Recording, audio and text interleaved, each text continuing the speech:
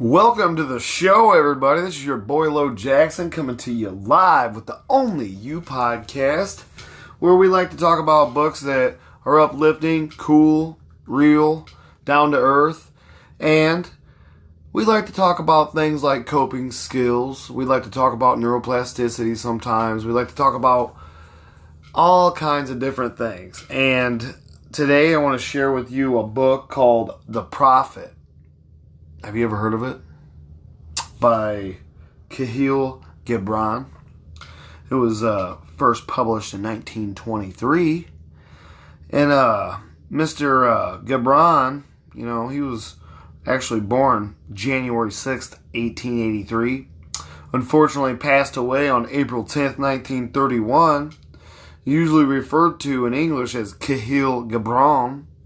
Was a Lebanese-American writer, poet, and visual artist, also considered a philosopher, although he himself rejected the title.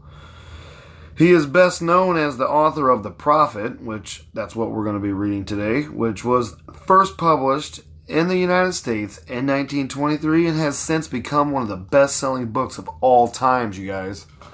And that's coming from Wikipedia, so that's legit. It's been translated into more than 100 languages. So this is a definite read. I would say rush right out and grab it. You can find it for free. The book's the bomb, man. He was born in Kahlil Gibran. He was born in a village of the Ottoman rule, mounted Lebanon, to a Maronite family. The young Gibran immigrated with his mother and siblings to the United States in 1895.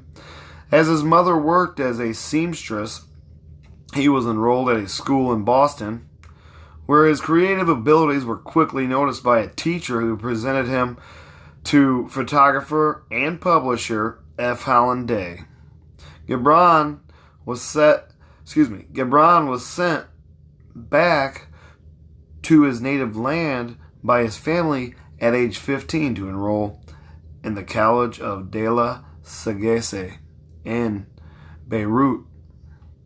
Returning to Boston upon his youngest sister's death in 1902, how unfortunate, he lost his older half-brother and his mother the following year. Seemingly relying afterwards on his remaining sister's income from her work at a dressmaker shop for some time. In 1904, Gibran's drawings were displayed for the first time at Day's Studio in Boston, and his first book in Arabic was published in 1905 in New York City. With the financial help of a newly met benefactor, Mary Haskett, Gibran studied art in Paris from 1908 to 1910. While there, he came in contact with Syrian political thinkers promoting rebellion in Ottoman Syria after the Young Turk Revolution. Some of Gibran's writings voicing the same ideas as well as anti-clericalism would eventually be banned by the Ottoman authorities. In 1911, Gibran settled in New York, where his first book in English, The Madman, would be published by Alfred A. Knopf.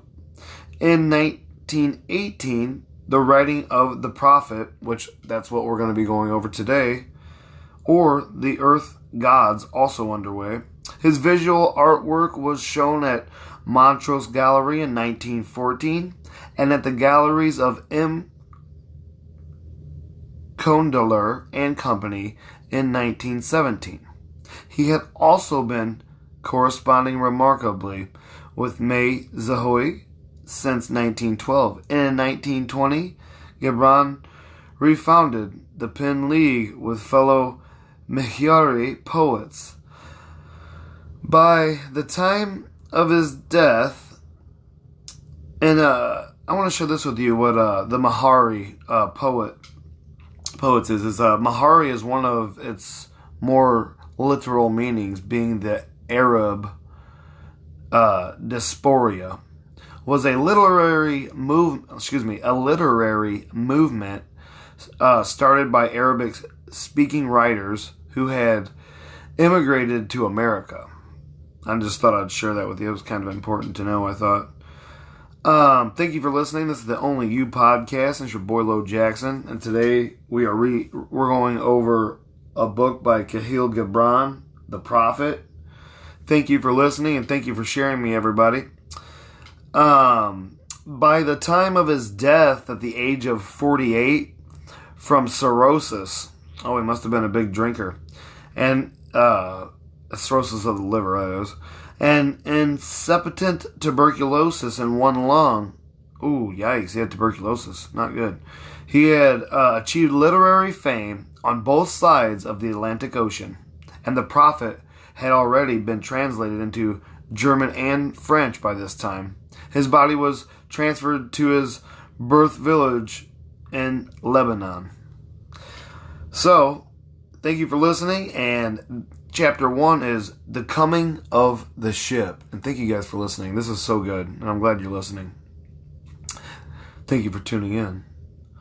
Al-Mustafa, the chosen and the beloved, who was a dawn unto his own day, had waited 12 years in the city of Ophelis for his ship that was to return and bear him back to the isle of his birth. And in the 12th year of the 17th day of Elul, the month of reaping, he climbed the hill without the city walls and looked seaward, and he beheld his ship coming with the mist. Then the gates of his heart were flung open, and his joy flew far over the sea, and he closed his eyes and prayed in the silence of his soul. But as he descended the hill, a sadness came upon him, and he thought in his heart, how shall I go in peace and without sorrow? Nay, not without a wound in spirit shall I leave this city. Long were the days of pain I have spent within its walls, and long were the nights of loneliness.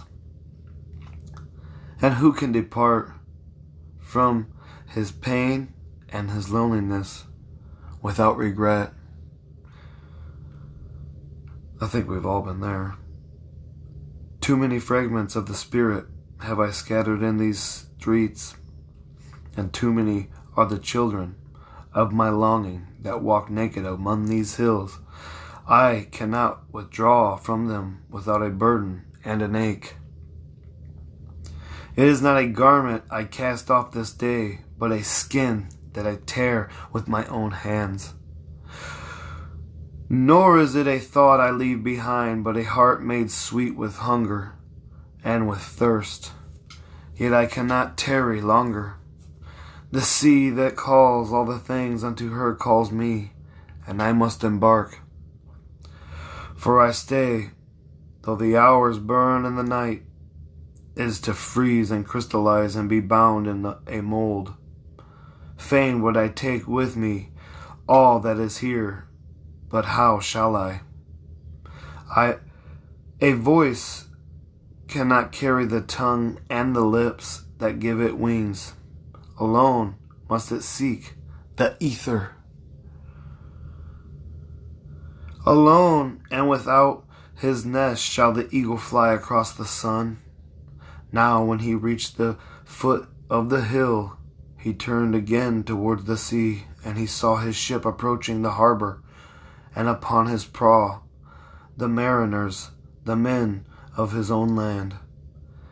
And his soul cried out to them, and he said, Sons of my ancient mother, you riders of the tides, how often you sailed in my dreams, and now you come in my awakening, which is my deeper dream. Ready I am to go, and my eagerness with the sails full set awaits the wind. And another breath will I breathe in the stir air. Only another love look cast backward, and then I shall stand among you, a seafarer among seafarers, and you, vast sea, sleeping mother, who alone are peace and freedom to the river and the stream, and another winding with the stream make only another murmur in this glade, and then I shall come to you, a boundless drop to a boundless ocean. And as he walked, he saw from afar men and women leaving their fields and their vineyards and hasting towards the city gates. And he heard their voices calling his name and shouting from field to field, telling one another of the coming of his ship. And he said to himself, shall the day of parting be the day of gathering? And shall it be said that my eve was in truth my dawn? And what shall I give unto him who has left his plow in mid-furrow, or to him who has stopped the wheel of his winepress? Shall my heart become a tree heavy laden with fruit, that I may gather and give unto them? And shall my desire flow like a fountain, that I may fill their cups?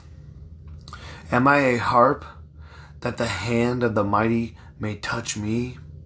A flute, that his breath may pass through me? A seeker of silence I am, and what treasure have I found in silences that I dispense with confidence? If this is my day of harvest, in what fields have I sowed the seed, and in what unremembered seasons? If this indeed be the hour in which I lift my lantern, it is not my flame that shall burn therein. Empty and dark shall I raise my lantern, and the guardian of the night shall fill it with oil, and he shall light it also. These things he said in words, but much in his heart remained unsaid, for he himself could not speak his deeper secret. And when he entered into the city, all the people came to meet him, and they were crying out to him as with one voice. And the elders of the city stood forth and said, Go not ye away from us. The noontide have you been in our twilight, and your youth has given us dreams to dream. No stranger are you among us, nor a guest, but our son and our dearly beloved. Suffer not yet our eyes to hunger for your face. And the priest and the priestess said unto him, Let not the waves of the sea separate us now, and the years have spent in our midst become a memory. You have walked among us a spirit, and your shadow has been a light upon our faces. Much have we loved you, but speechless was our love. With vials has it been vialed. Yet now it cries aloud unto you, and would stand revealed before you. And ever has it been the love knows not its own depth until the hour of separation. And others came also and entreated him, but he answered them not. He only bent his head, and those who stood near saw his tears fall upon his breast. And he and the people proceeded towards the great square before the temple. And there came out of the sanctuary a woman whose name was Almitra, and she was a seeress. And he looked upon her with exceeding tenderness, for it was she who had first sought and believed in him when he had been but a day in their city. And she hailed him, saying, Prophet of God, and quest of the utmost, long have you searched this distance for your ship, and now your ship has come, and you must needs go. Deepen your longing for the land of your memories and the dwelling place of your greater desires, and our love would not bind you, nor our needs hold you. Yet this we ask ere you leave us, that you speak to us and give us of your truth, and we will give it unto our children, and they unto their children, and it shall not perish. In your loneliness,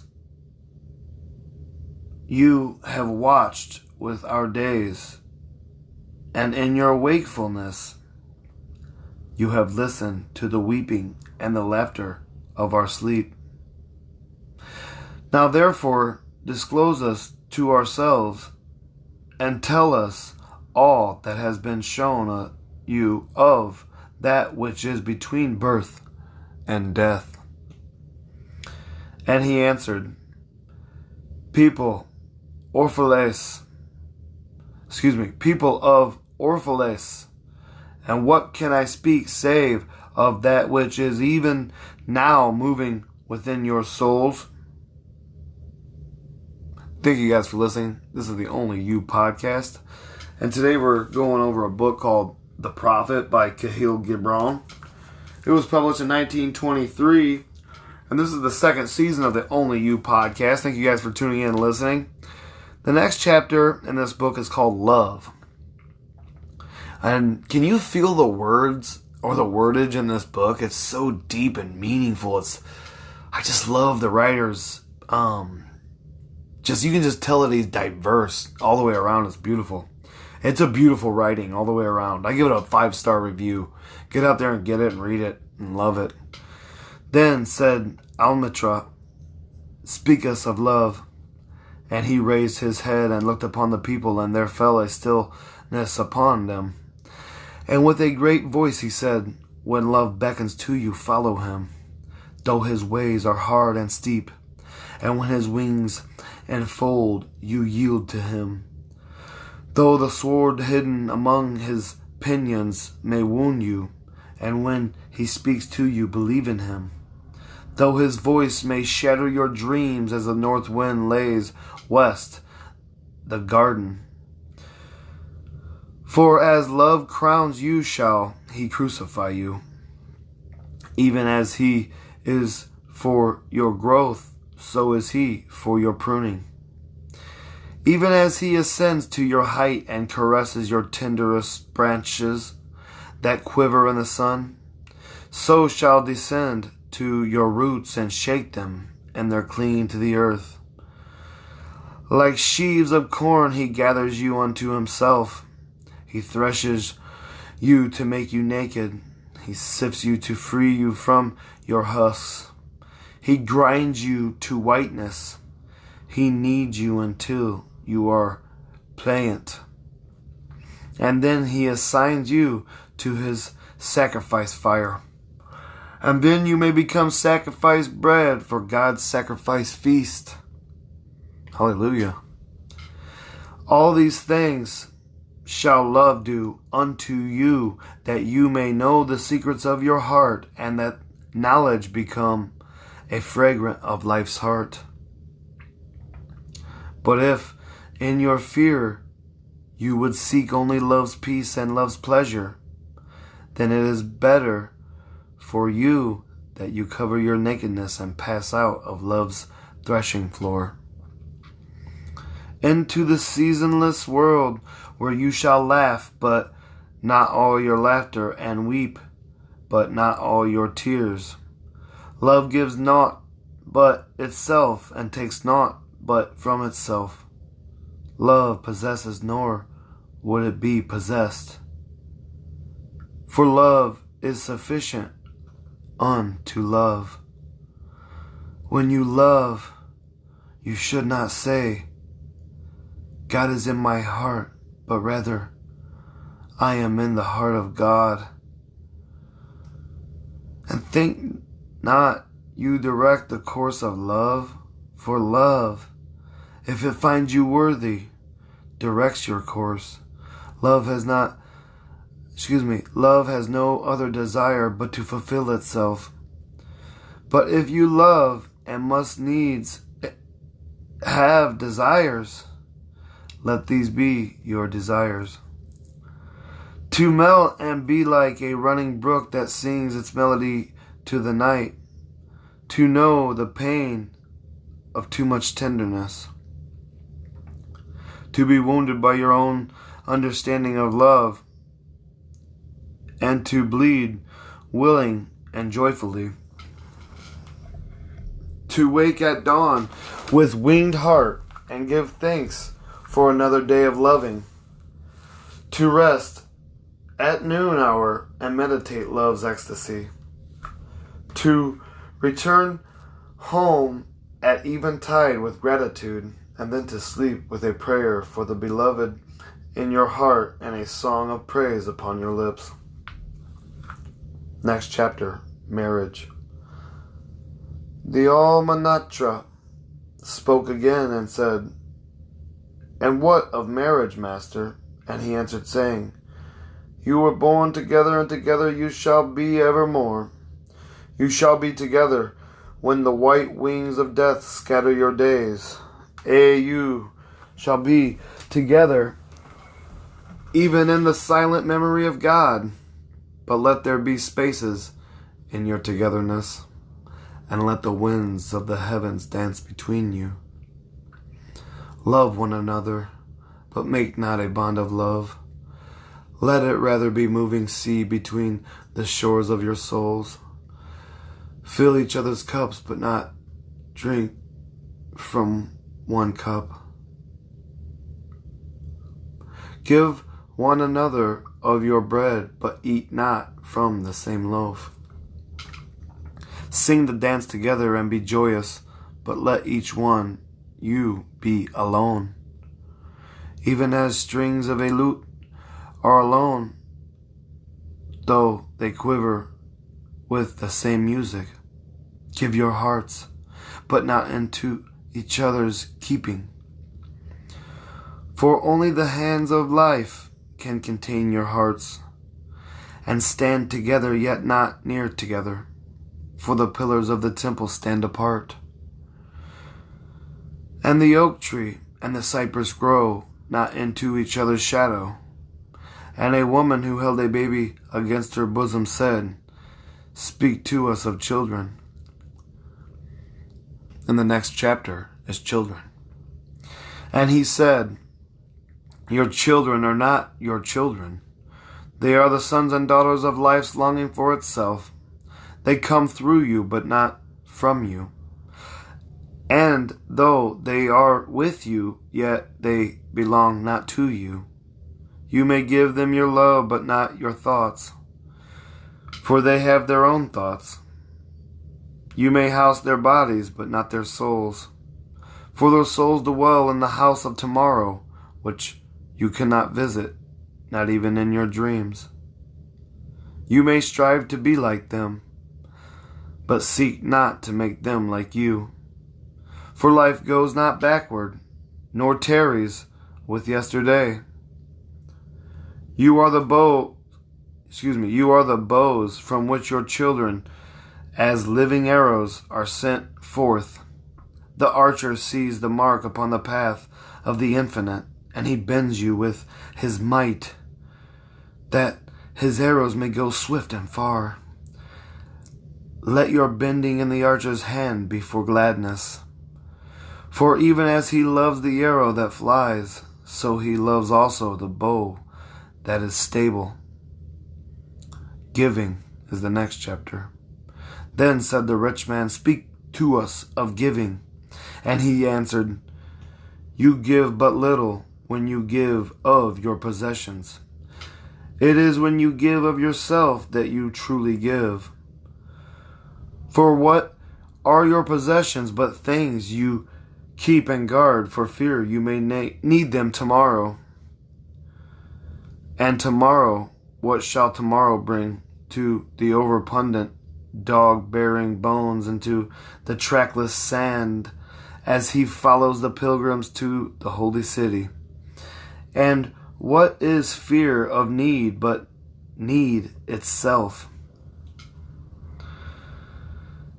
Is not dread of thirst when your well is full, the thirst that is unquenchable? There are those who give little of the much which they have, and they give it for recognition, and their hidden desire makes their gifts unwholesome. And there are those who have little and give it all. These are the believers in life and the bounty of life, and their coffer never empty.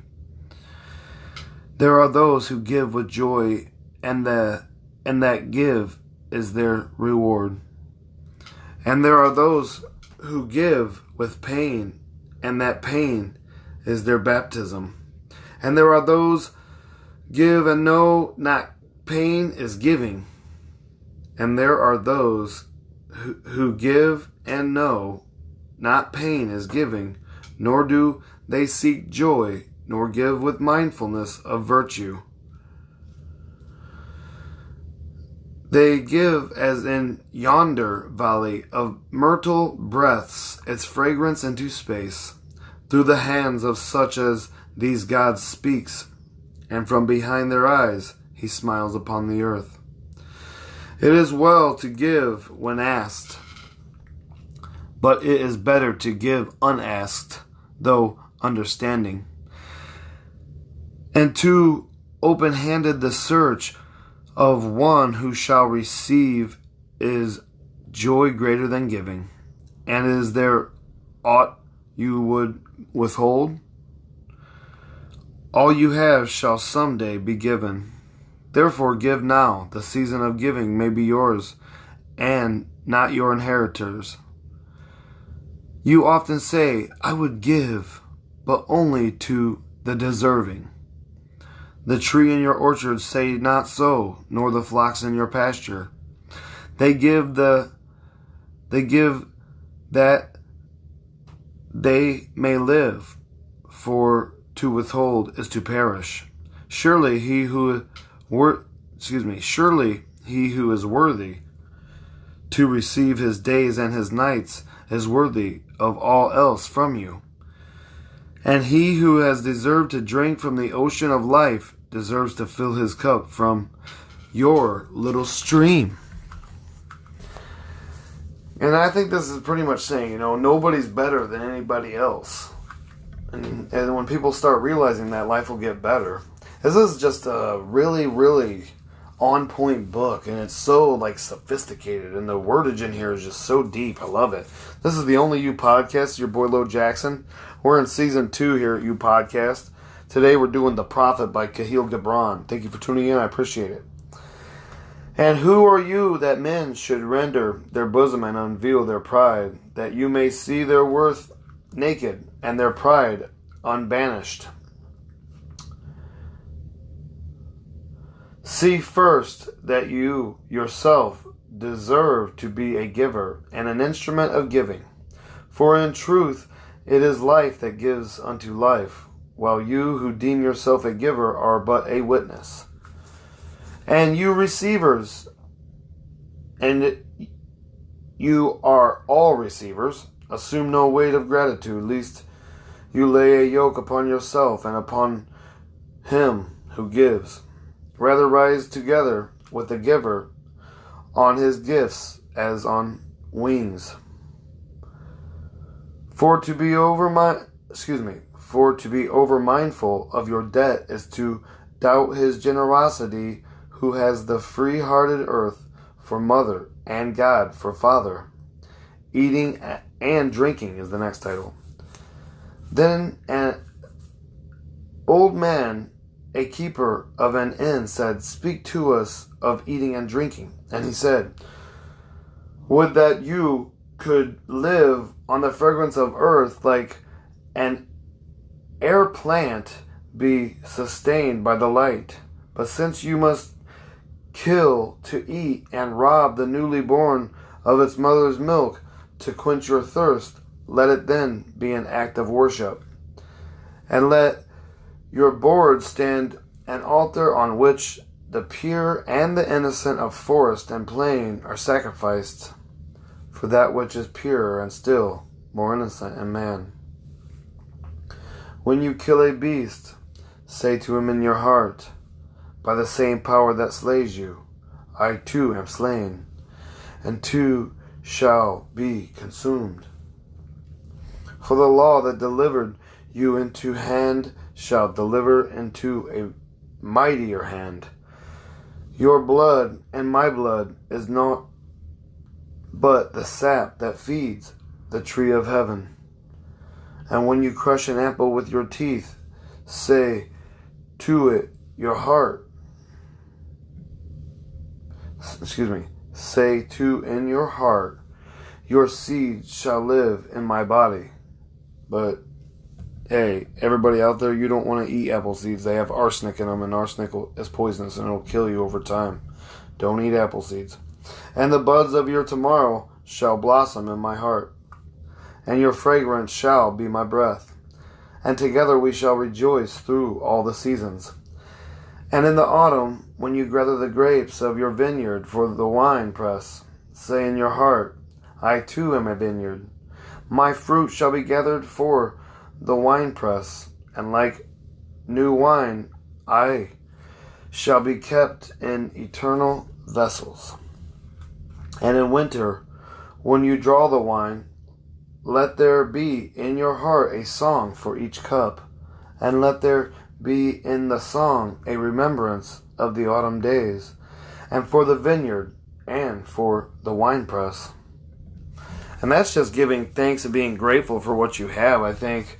You know, and I mean, a lot of this stuff, I mean, if you write this stuff down and you think about it, it's pretty self-explanatory. The next chapter is work. Then a plowman said, Speak to us of work. And he answered, saying, You work that you may keep pace with the earth and the soul of the earth. For to be idle is to become a stranger unto the seasons, and to step out of life's procession that marries in majesty and proud submission towards the infinite. When you work, you are a flute through whose heart he whispering of the hours turns to music. Which of you would be a reed, dumb and silent? Then all else sings together in unison. Always you have been told that work is a curse and labor a misfortune. But I say to you that when you work, you fulfill a part of earth's But I say to you that when you work, you fulfill a part of earth's furthest dream as assigned to you when that dream was born. And in keeping yourself with labor, you are in truth loving life. And to love life through labor is to be intimate with life's inmost secret. But if you, in your pain, call birth an affliction, and the support of the flesh a curse written upon your brow, then I answer that not, but the sweat of your brow shall wash away that which is written. You have been told also that life is darkness, and in your weariness you echo what was said by the weary. And I say that life is indeed darkness, save when there is urge. And all urge is blind, save when there is knowledge. And all knowledge is vain and all knowledge is vain, save when there is work. And all work is empty, save when there is love. And when you work with love, you bind yourself and to one another, and to God. And what is it to work with love? It is to weave a cloth of threads drawn from your heart, even as your beloved were to wear that cloth. It is to build a house with affection, even as your beloved were to dwell in that house. It is to sow seeds with tenderness and reap the harvest with joy, even as if your beloved were to eat the fruit.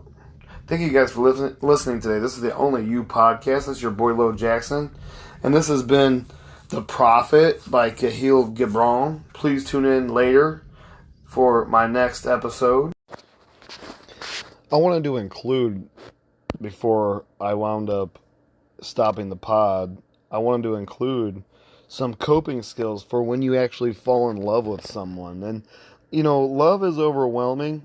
And I'm only including love because in the book The Prophet, it talked about love, marriage, children, and I wanted to include, what how do you deal with it when you fall in love with somebody, and it's like falling in love may cause you to feel things you're not used to, like euphoria, anxiety, giddiness, nervousness.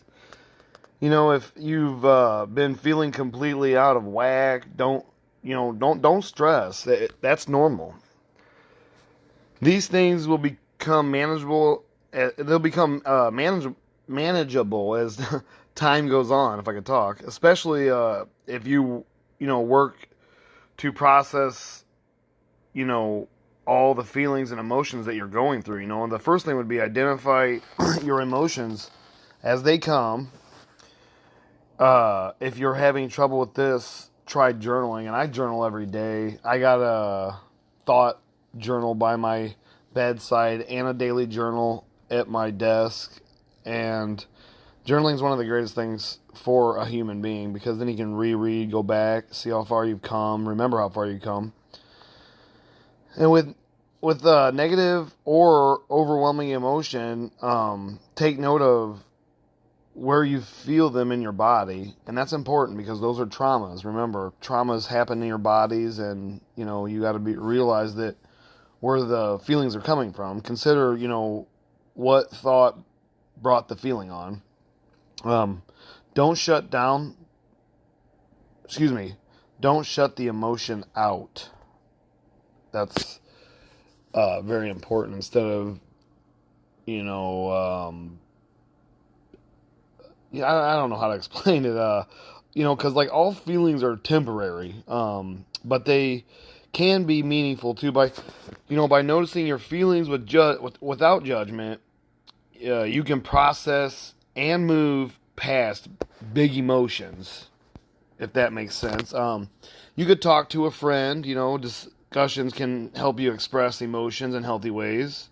It can feel impossible to keep feelings of love to yourself, and you shouldn't always have to. Choose a friend you trust and consider sharing your experiences with them. Because we all have the feeling of love, and we want to tell somebody about it, and it's like you just got to get it off your chest. And when you do, it does make the feeling subside, because, some people get overwhelming feelings of love that put them in the hospital. And the third one would be pamper yourself. While you're processing, contemplating emotions, you deserve to feel treated. And that's a normal emotion when you're feeling like you're in love with someone. You like do a spa day pretty much when you are feeling like this. Well, females do. Sometimes love may make you feel like you're underwater, completely consumed by feelings. By investing time in you, you're sending yourself some important messages that you love yourself, you take care of yourself, and you deserve to feel good, no matter what. And, brainstorm activities that leave positive, lingering feelings. This could be a long run, a pedicure, or a trip to the park, a walk. Buy yourself a treat that sparks your joy. Get a Starbucks. This could be anything from a chocolate bar to a bouquet of flowers for yourself. Love yourself. This money, you cannot take it with you. Spend it on something that's going to bring you joy, and that's getting out of your shell and doing something you like. Another one is find healthy, fulfilling distractions if you're feeling like you're in love and it's overwhelming.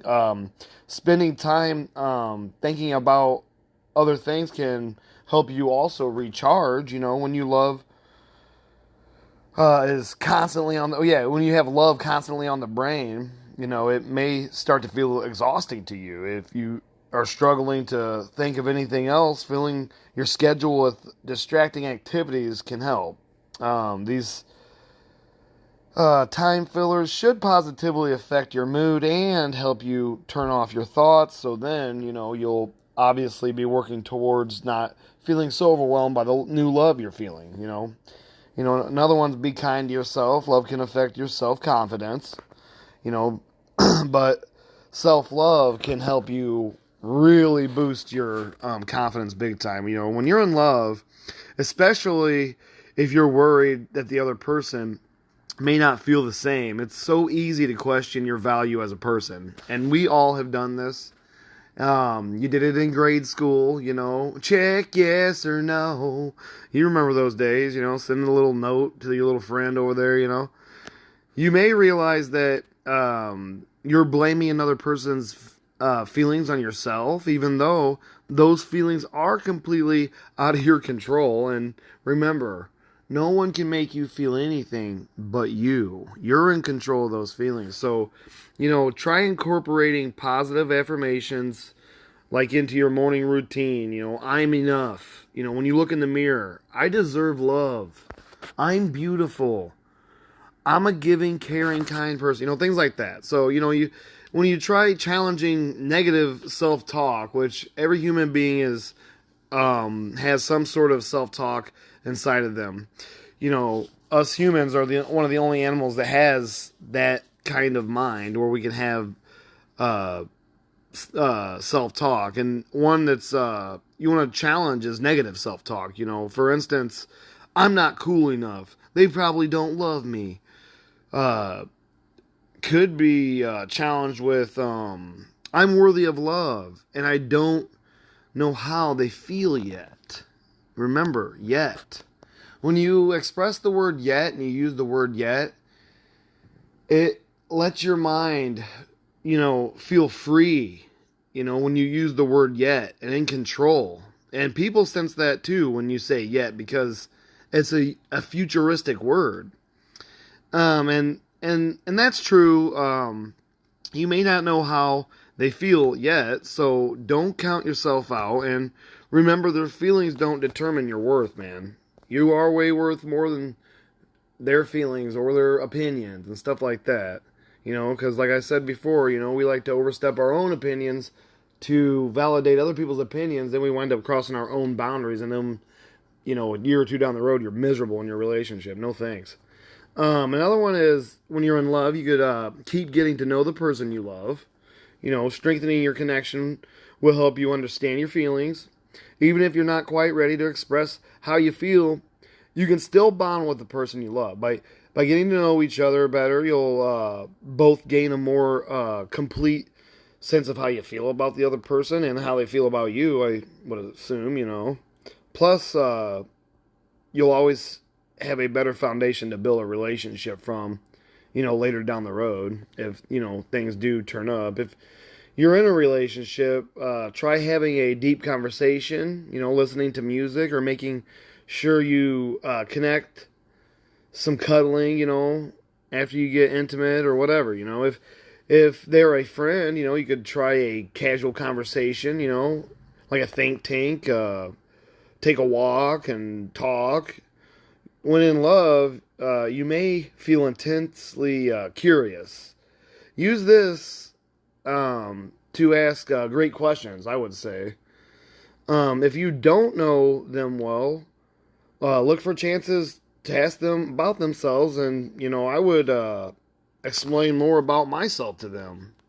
Wait on asking them to hang out until you've met, or like till you've kind of met up for coffee or something. Another one would be show the person you love that you care. You can express love without saying I love you. If you are already in a relationship or a friendship, you can help support this person by bringing joy to their life and even explain what you admire about them. If you're in a relationship, give them heartfelt compliments. this person is just a friend, try brightening their day, when you can.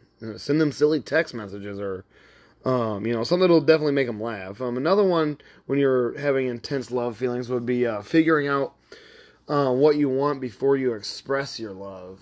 And that's kind of a hard one for a lot of people because the feeling of love is so overwhelming, But by understanding your own goals, you'll be more likely to find a positive resolution. You won't be so all over the place, depending on your relationship context, that is, You may desire a more serious partnership with that person or a new romance. Or maybe you just want to be sure that you two remain in each other's lives, So you gotta kind of set goals for yourself, and and of course, depending on what the other person wants, your desires may change though in time. Obviously, everyone's does. Consider a few hypothetical things to help you out. Would if this person feels the way you do, what would I want to happen? Another one could be, I don't know. I'm trying to.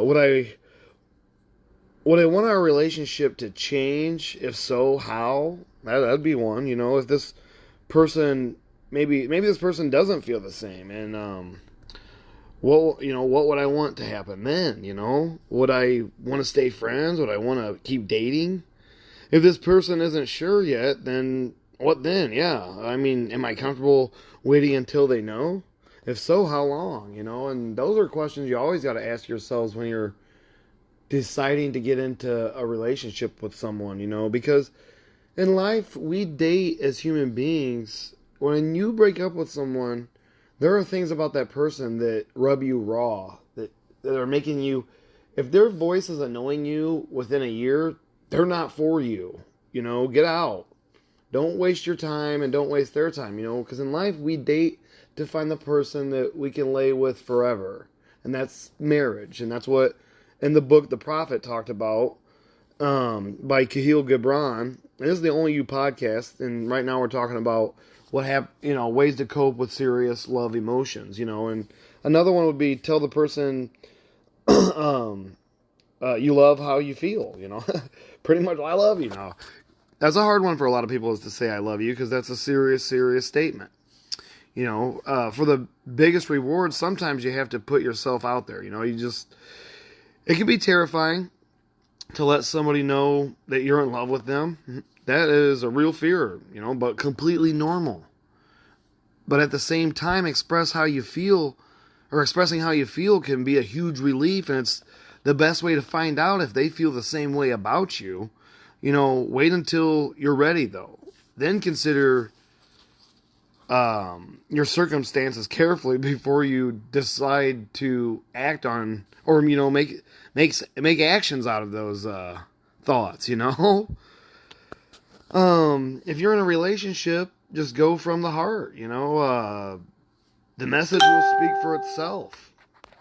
I do truly believe that. If the person is a friend, let them know beforehand, that nothing about your relationship needs to change, and that friends are more important to you. If for someone you don't know well, maybe make sure they're in a place they feel comfortable when, and assure them, don't expect anything in return.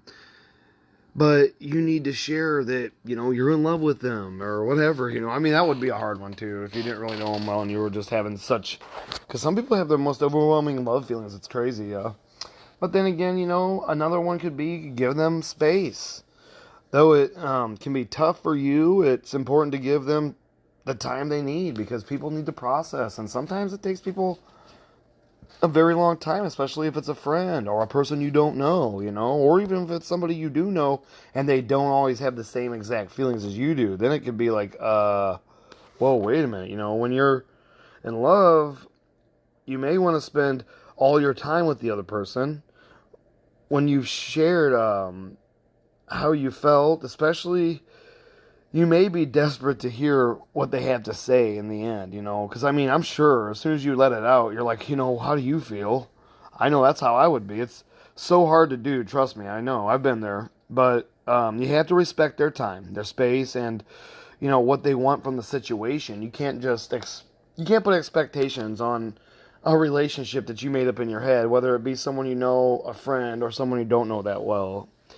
And, you know, try turning your phone off for a few hours to help limit the temptation, you know, that's something you could do. Don't over text.